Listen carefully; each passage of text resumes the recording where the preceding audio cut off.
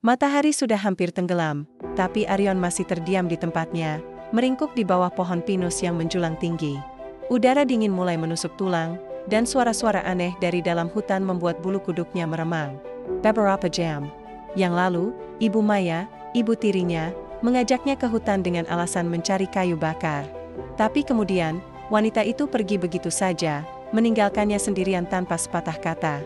Ibu Maya, Arion memanggil, suaranya tercekat oleh tangisan. Percuma. Hanya gong suaranya yang kembali. Ia sudah tahu ini akan terjadi. Sejak ayahnya meninggal setahun yang lalu, Ibu Maya selalu memperlakukannya seperti sampah. Arion tidak pernah tahu mengapa, tapi ia selalu merasa ada beban tak kasat mata yang menghantui wanita itu setiap kali melihatnya. Ayahnya selalu bilang, Ibu Maya adalah wanita baik. Tapi Arion hanya menemukan kekejaman, perutnya keroncongan, tenggorokannya kering. Arion memejamkan mata, berharap semua ini hanya mimpi buruk. Ia teringat ayahnya, sosok hangat yang selalu melindunginya. Ayah akan memeluknya erat, membacakan cerita sebelum tidur, dan mengajaknya bermain di taman. Kini, semua itu hanya tinggal kenangan yang menyakitkan. Rumah yang dulu penuh tawa, sekarang terasa dingin dan sunyi. Air mata Arion terus mengalir, membasahi pipinya yang kotor. Ia merasa begitu kecil, begitu tak berdaya. Bagaimana ia bisa bertahan di hutan yang luas dan menyeramkan ini? Tidak ada makanan, tidak ada selimut. Hanya dedaunan basah dan kegelapan yang mulai menyelimuti. Keputusasaan merayap, melumpuhkan semangatnya. Ia ingin menyerah saja. Biar saja binatang buas datang dan melahapnya, setidaknya rasa sakit ini akan berakhir. Arion memeluk lututnya, mencoba mencari kehangatan yang tak ada. Ia benar-benar sendirian. Ketika malam tiba sepenuhnya, hutan berubah menjadi tempat yang benar-benar asing. Suara jangkrik bersahutan, diselingi lolongan anjing hutan yang jauh, membuat Arion semakin gemetar. Ia mencoba mengingat semua dongeng yang pernah diceritakan ayahnya, tentang peri baik hati dan pahlawan yang selalu menolong. Tapi rasanya, tak ada satupun yang relevan dengan kondisinya sekarang.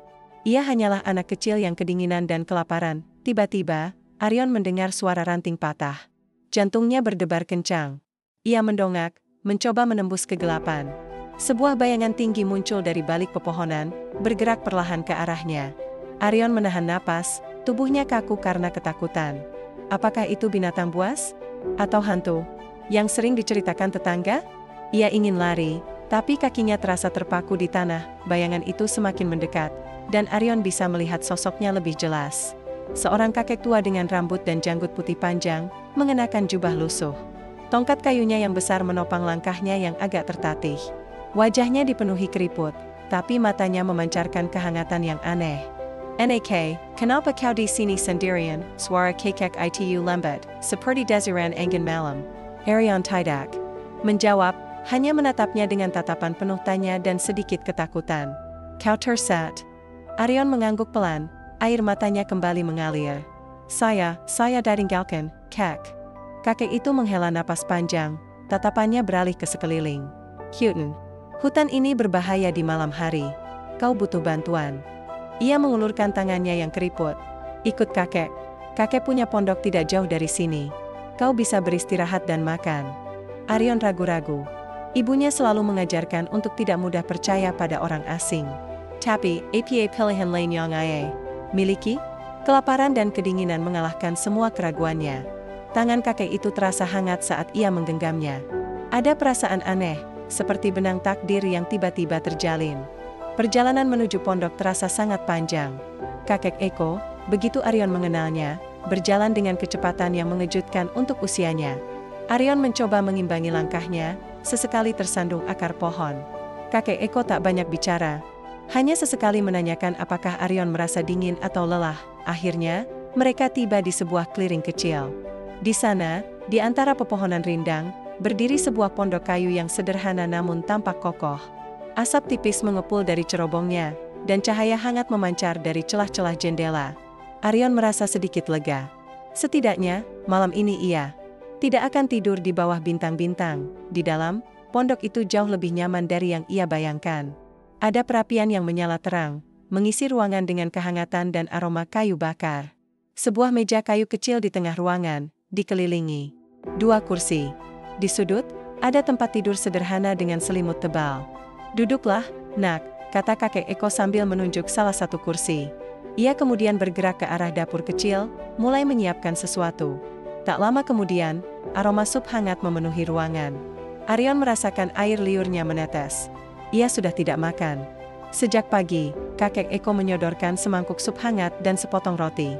Arion melahapnya dengan rakus, seolah tak pernah makan seumur hidupnya.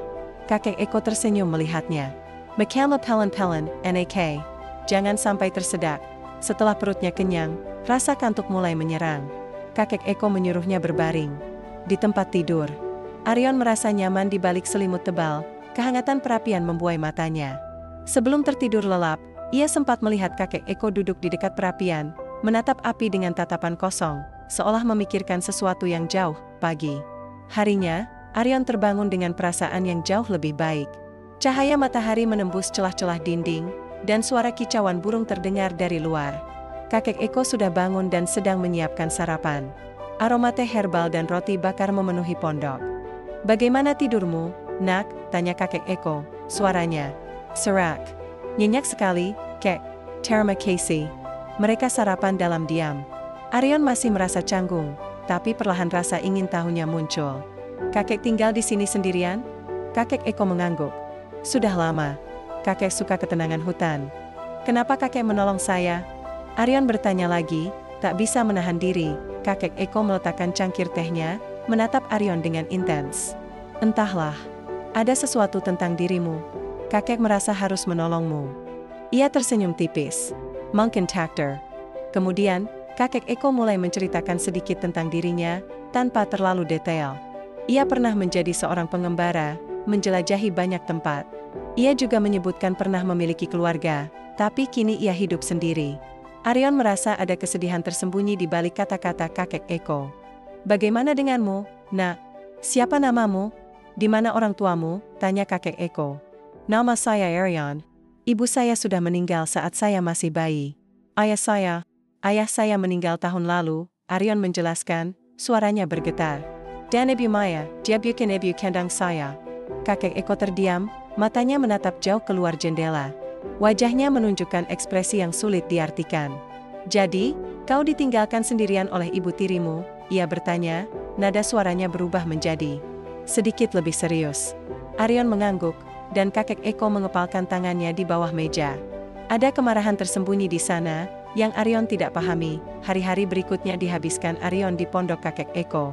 Kakek Eko mengajarinya banyak hal, memancing di sungai, membedakan tanaman obat, bahkan membaca jejak binatang.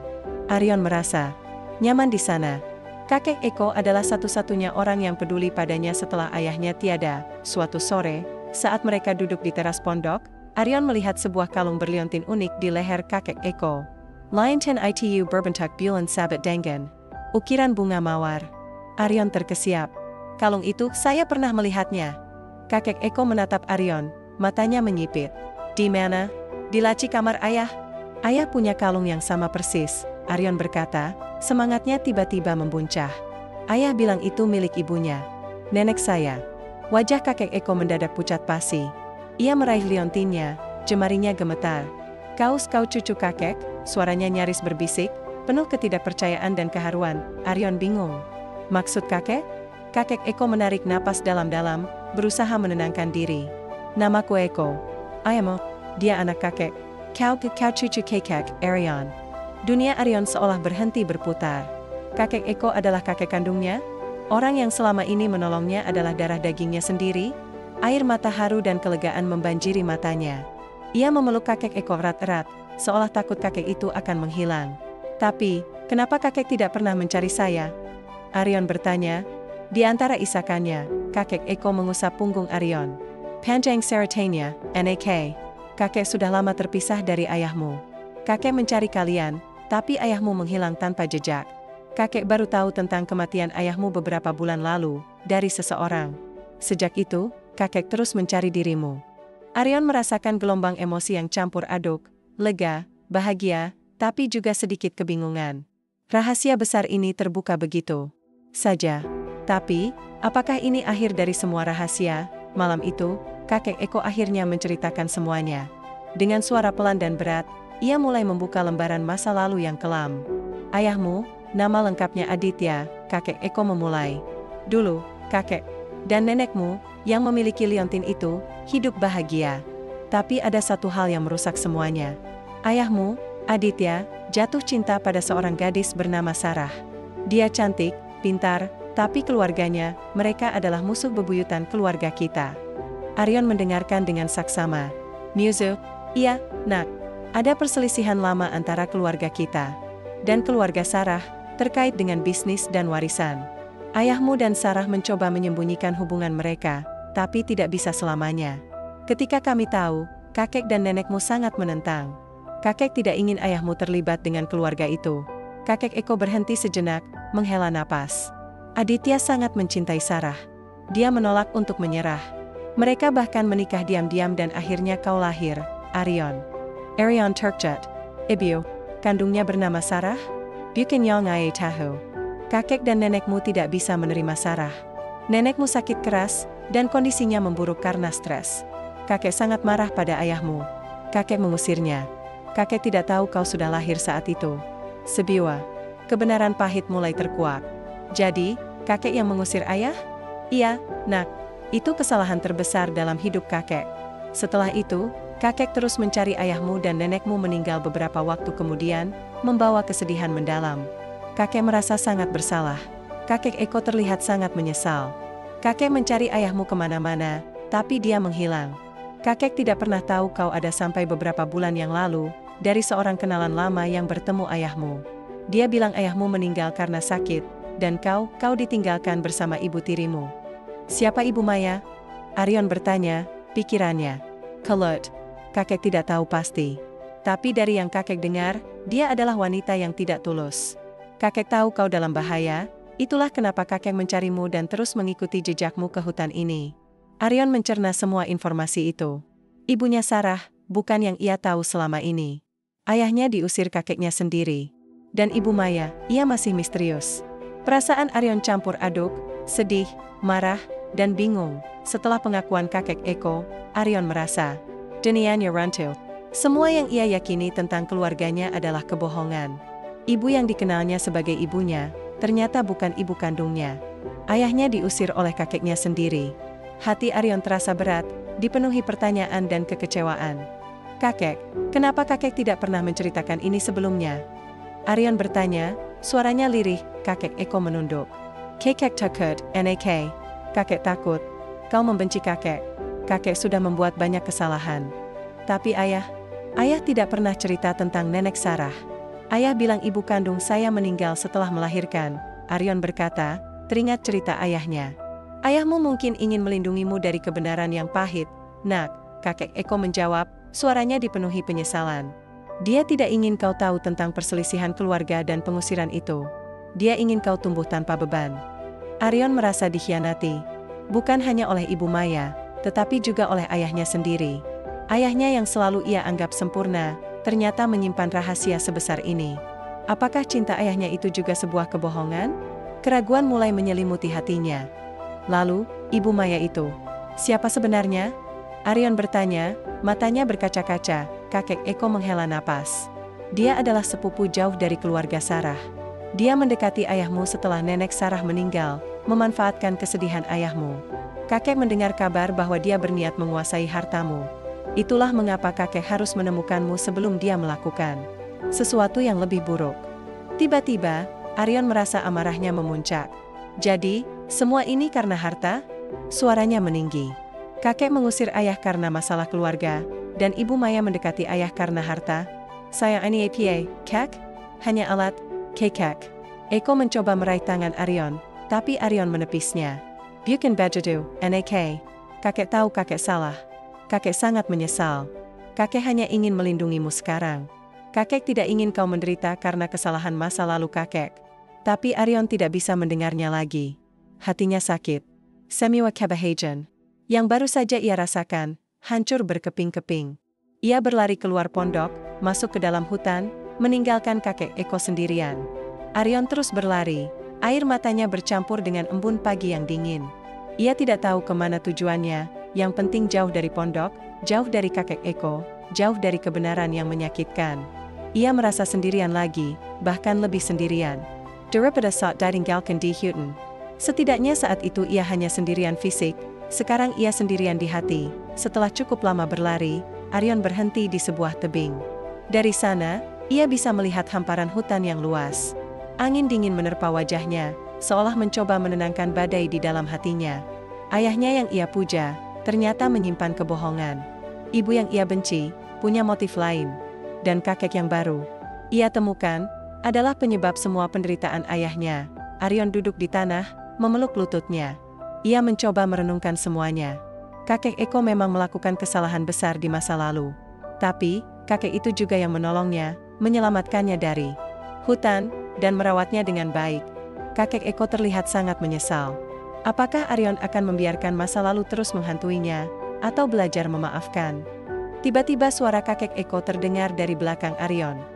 Kakek Eko berdiri di sana, terengah-engah, pasti mengikutinya. Kakek salah, kata Arion lirih. Kakek Eko duduk di sampingnya. Kakek tahu, nak, dan kakek tidak akan pernah bisa menebusnya. Tapi kakek ingin mencobanya. Kakek ingin menebus kesalahan kakek, dengan melindungimu, dengan menjagamu. Kakek hanya punya dirimu sekarang. Kakek Eko meraih tangan Arion, menggenggamnya erat. Kakek tahu ini sulit. Tapi kita bisa melewatinya bersama. Kita bisa membangun keluarga lagi. Keluarga yang sebenarnya. Arion menatap mata kakek Eko. Di sana, ia melihat penyesalan yang tulus, tapi juga cinta yang mendalam. Cinta yang selama ini ia rindukan. Perlahan, amarah di hatinya mulai mereda, digantikan oleh perasaan hangat. Ayahnya mungkin berbohong untuk melindunginya. Kakeknya mungkin membuat kesalahan besar, tapi ia sekarang berusaha menebusnya. Arion mengangguk pelan. Saya mau mencoba, kek. Kakek Eko tersenyum lega. Ia memeluk Arion erat. Di tengah hutan yang sunyi, dua jiwa yang terluka akhirnya menemukan satu sama lain, mengikat kembali benang takdir yang sempat terlepas. Mungkin masa lalu tidak bisa diubah, tapi masa depan bisa mereka bangun bersama, dengan pelajaran dari luka-luka lama. Arion kini tahu, ia tidak sendirian lagi.